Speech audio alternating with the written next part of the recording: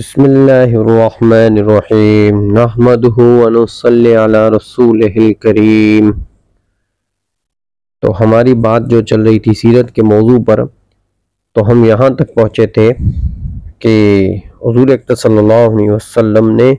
حضرت عمر بن عاص رضی اللہ تعالیٰ عنہ کو بھیجا طائف کہ ان کے ربا کو توڑ کے آئے اور انہیں اسلام کی دعوت دے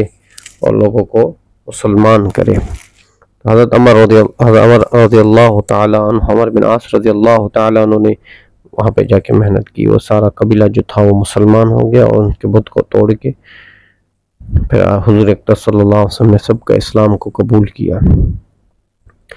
اس کے بعد یہ ہے آ گئی 9 ہجری، جس کو کہا جاتا ہے عام الوفات، عام الوفات۔ اس کو اللہ پاک جل شان نے فرمایا، اس کا مفہوم یہ ہے اذا جاء نصر اللہ والفتح ورأیت الناس يدخلون فی دین اللہ افواجا فسبح بحمد ربک واستغفرہ انہ کان توابا۔ جب آئے گی اللہ پاک جل شانہ کی مدد تو آپ دیکھو گے کہ ورأیت الناس یدخلون، داخل ہوں گے، یدخلون فی دین اللہ، اللہ کے دین میں، افواج، فوج در فوج۔ فسبح بحمدی، پس آپ مغفرت مانگے، فسبح بحمدی، آپ تسبیح بیان کریں حمد کے ساتھ، فسبح بحمدی فسبح بحمد ربک واستغفرہ، اور اپنے رب سے بخشش مانگے، انہ کان توابا، بے شک وہ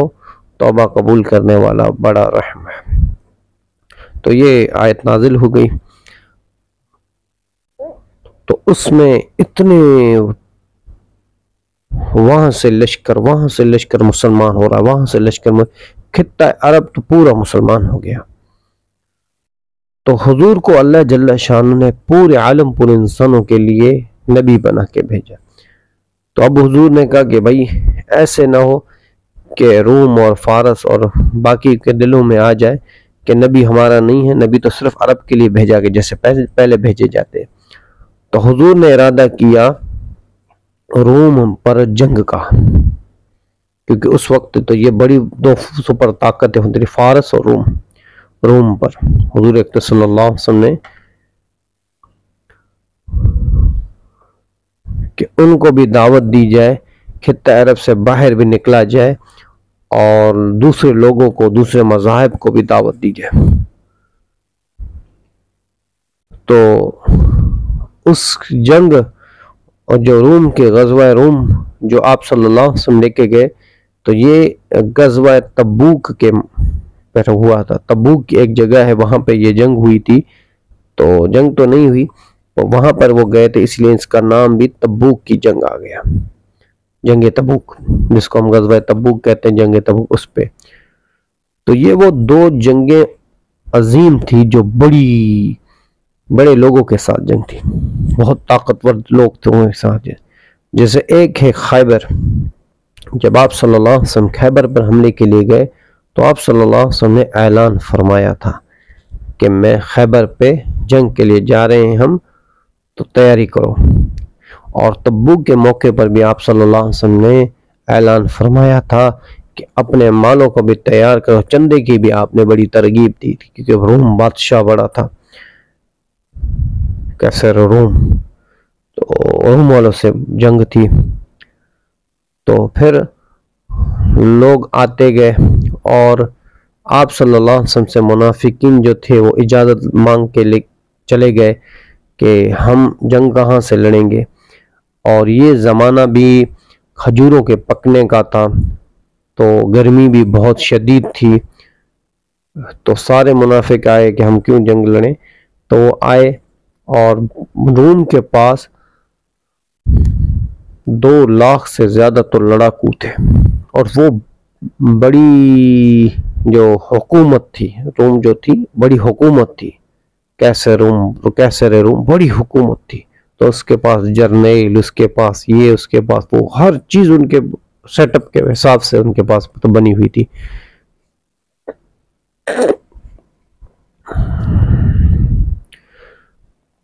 تو منافقین آئے اور آ کر بہانہ کر کے آپ صلی اللہ علیہ وسلم سے اجازت لے کے یا رسول اللہ ہم نہیں چلیں گے، فلاں ہمارا کام ہے، ہم نہیں چلیں گے، فلاں ہمارا کام ہے۔ تو حضور اکرم صلی اللہ علیہ وسلم اجازت دیتے ہیں، جس پر اللہ پاک جل شانہ نے فرمایا اے میرے حبیب آپ ان کو اجازت نہ دیجیے گا، نہ دی ہوتی تو آج ان کا منافقت سامنے آ جاتا،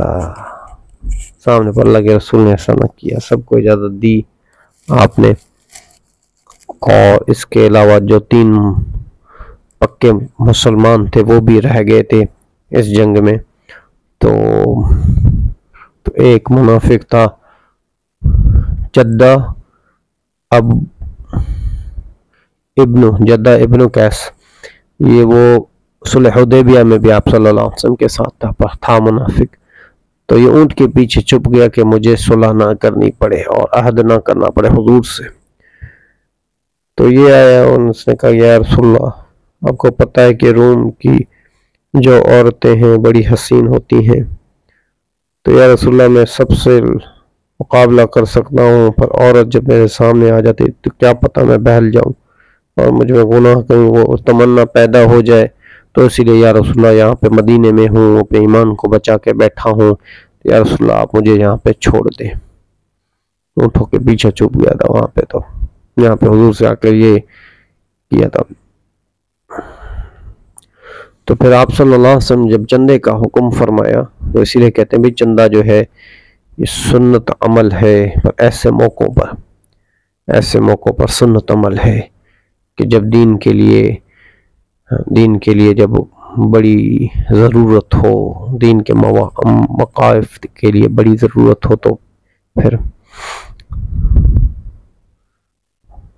ایک عربی آیا، بدو تھا عربی، وہ اتنا مال لے کے آیا، اتنا اپنے گھر کا سب مال لے کے آیا، تو منافق دیکھ کے ہنس رہے تھے، اس نے کہا کہ یہ دیکھو کیسے مال لے کے آیا، سارا کہ پاگل ہے، اپنے گھر کے لیے کچھ نہیں رکھ کے آیا۔ اور ایک صحابی آئے دوسرے، 3 سا کھجور کی لے کے آیا، 3 سا، تو اس پہ کہا یہ کیا، یہ تبوک کے لیے جنگ کے لیے جا رہے ہیں یا کسی اور چیز کے لیے جا رہے ہیں، آپ 3 سا کھجور لے کے آئے ہو؟ تو ایسے ہی منافق سب پہ ٹوک رہے تھے۔ تو حضرت عمر رضی اللہ تعالیٰ عنہ نے فرمایا کہ اس بار وقت میں میرے پاس بہت زیادہ مال تھا، اور میں نے دل میں کیا کہ اگر میں ابو بکر سے کبھی بڑھ سکتا ہوں تو اس بار بڑھ جاؤں گا۔ تو حضرت ابو بکر صدیق رضی اللہ تعالیٰ عنہ حضرت عمر رضی اللہ تعالیٰ عنہ مال لے کے آئے، تو حضور سب سے پوچھنے کیا لے کے آئے ہو؟ روایتوں میں یہ بھی آتا ہے حضور سب سے پوچھے کیا لے کے آئے، پر یہاں پہ سوال آپ نے بدل دیا، کیا چھوڑ کے آئے ہو پیچھے؟ انہوں نے کہا یا رسول اللہ آدھا لے کے آدھا چھوڑ کے آئے۔ حضرت ابو بکر سے پوچھا حضور نے، ابو بکر کیا لے کے آئے ہو؟ ابو بکر نے کہا یا رسول اللہ سب لے کے آئے ہوں، اللہ اور اللہ کے رسول کا نام گھر پہ چھوڑ کے آئے، باقی سب رہ کے آئے۔ ایک سوئی پڑی تھی وہ بھی ڈھونڈ کے لے کے آئے، اور وہ کپڑے جو تھے اپنے وہ بھی بیچ کے، اور اپنے پر ٹاٹ کا لباس پہن کے آئے، سب کچھ لگا دیا اللہ کے لیے، سب کچھ لگا دیا اللہ۔ کیسے مجاہد نہ بنتے، کیسے سلام نہ آتے، سب کچھ لگا دیے۔ اور یہ وہ موقع ہے جہاں پہ آپ صلی اللہ علیہ وسلم کے پاس جبرائیل آئے، کہنے لگے یا رسول اللہ آپ نے دیکھا کہ جبرائیل کو ٹاٹ کا لباس پہنا ہوا تھا جیسا ابو بکر کے پاس لباس تھا۔ جبرائیل یہ تم نے کیا پہنا ہے؟ تو کہنے لگے یا رسول اللہ میں نے بھی پہنا ہے، اور اللہ نے میرے ساتھ 70,000 فرشتوں یا آسمان کے سارے فرشتوں کو بھی ایسا لباس پہنا ہے جیسا ابو بکر نے لباس پہنا ہے ویسا پہنا، اور یا رسول اللہ 70,000 فرشتے میرے ساتھ ہیں، یہ ابو بکر کے لیے سلام لے کے آئے اللہ کا۔ اور اللہ پاک پوچھ رہے ابو بکر سے پوچھو کیا اس حال میں مجھ سے راضی ہے؟ حضرت ابو بکر صدیق رضی اللہ تعالیٰ رونے لگے کہ یا رسول اللہ کیا اللہ نے میرا نام لیا ہے؟ تو سلام آ رہے ہیں اللہ پہ اس موقع پر۔ پھر آپ نے اعلان فرمایا، کیونکہ یہ تندہ جمع ہوا تھا، پھر آپ نے اعلان فرمایا، حضرت عثمان اٹھ کے کھڑے ہوئے، یا رسول اللہ 100 اونٹ سامان کے ساتھ، جنگ کے سامان کے ساتھ۔ آپ نے فرمایا ٹھیک ہے عثمان بیٹھ جاؤ۔ پھر آپ نے اعلان فرمایا دوسری بار، پھر حضرت عثمان اٹھ گئے،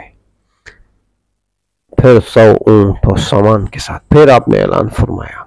تیسری بار، پھر 100 اونٹ سامان کے ساتھ، اور کسی روایت میں آتا ہے کہ 7 بار آپ نے اعلان فرمایا، 7 بار حضرت عثمان اٹھ کے کھڑے ہو گئے، 7 بار، 7 بار۔ اور ایک روایت میں آتا ہے کہ 1000 اونٹ سامان کے ساتھ حضرت عثمان رضی اللہ تعالیٰ عنہ نے دیے، اس کے علاوہ سونا چاندی یہ وہ سارے وہ الگ۔ اور آپ صلی اللہ علیہ وسلم حضرت عثمان کے سامان کو اٹھا کے اوپر سے نیچے پھینکتے، عثمان کے سامان کو اٹھا کے ہاتھوں میں، اور فرما رہے ہو عثمان آج کے بعد تو کوئی بھی عمل کر لے پھر بھی جنت تیرے لیے واجب، کوئی بھی عمل کر لے۔ تو یہ جنت کے پروانے میرے بھائیوں ایسے نہیں ملتے، سب کچھ لگانے سے ملتے ہیں۔ تو 1000 اونٹ انہوں نے، تو حضور اکرم صلی اللہ علیہ وسلم نے اس وقت آپ صلی اللہ علیہ وسلم، کیونکہ روم کے بادشاہ سے مقابلہ تھا اور گرمی کا موسم تھا، سخت گرمی تھی، تو آپ صلی اللہ علیہ وسلم نے پیچھے خود غزوے پہ گئے، جا رہے تو پیچھے حضرت علی کرم اللہ وجہہ کو امیر بنا کر مدینے کا، اور آپ لشکر کو لے کے آگے چلے، مدینے سے نکلے، اور مدینے سے نکلے تب آپ 30,000 کا لشکر آپ کے ساتھ تھا، اور مدینے سے نکل کے ابھی تو باہر ہی نہیں گئے، تو منافقوں نے پیچھے سے یہ بات حضرت علی کرم اللہ وجہہ سے کی اور چلائی کہ ابو بکر بھی جا رہا ہے، عمر بھی جا رہا ہے، عثمان بھی جا رہا ہے، سارے صحابہ جا رہے ہو، تمہیں گھر پہ چھوڑ کے جا رہا ہے آپ صلی اللہ علیہ وسلم، اور جوش دلایا، ایمانی جوش دلایا۔ تو جیسے تو حضرت ابو بکر، حضرت علی رضی اللہ تعالیٰ عنہ کو جوش آ گیا، تو وہ گئے فوراً اپنا سامان تیار کیا اور حضور کے پیچھے چلے گئے۔ حضور ابھی مدینے سے باہر ہی نہیں نکلے تھے، مدینے کے باہر ہی آپ کا پڑاؤ تھا، تو عثمان حضرت علی پہنچ گئے، کہنے یا رسول اللہ میں جانے کے لیے